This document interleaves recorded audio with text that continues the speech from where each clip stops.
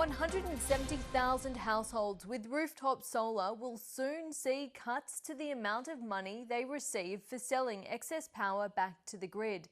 Exclusive data given to the business suggests changes to the feed-in tariffs and financial incentives are pushing more Australians to install home batteries, and that could have ramifications for the market power of energy companies, as Emilia Terzon reports.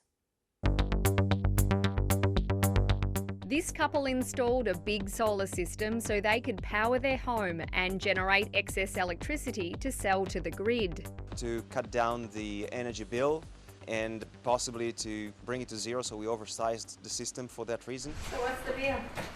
This strategy worked at first, but then their provider, Energy Australia, began slashing the amount that it pays them for their excess power.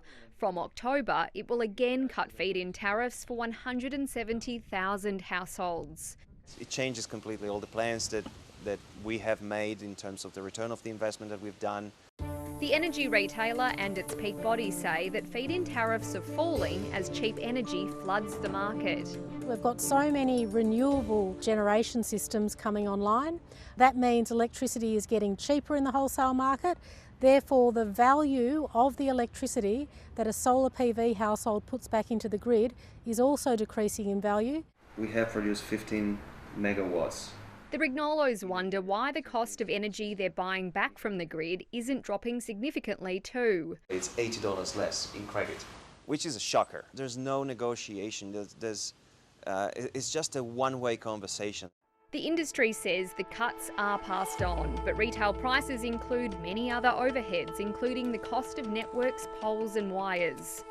More than 2.6 million Australian homes now have solar panels, but far fewer have battery systems to store their excess power. And that is changing as price-sensitive consumers weigh up their options. Single-phase property, that's right. Full home backup. Excellent. Each time that we see a change in feed-in tariffs or a proposed change, even from a federal body, we see a real uptick in customer inquiries. Exclusive data from the nation's biggest battery installer shows a 186% spike in customer inquiries after a so-called sun tax was proposed, and even more interest when solar reforms were announced.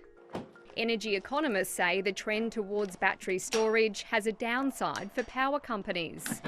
They are scoring an own goal. What we're seeing in the market reaction is customers are wanting to grow more of their own vegetables. And when you're selling vegetables wholesale, you don't want your customers to do that. Absolute perfection. That was very satisfying. Yes. Very nice, very clean, looks the part. Alexander Payne is another Energy Australia customer who's facing cuts to his feed-in tariff. I'd been thinking about the battery for a while, and that was just the trigger. At $13,000 without subsidies, batteries still won't financially stack up for most households. But for Alexander, it is an investment he's willing to make. That power that's being generated by the solar panels is just worth so much more to me than it is to the power company. Power that's now being controlled by the people.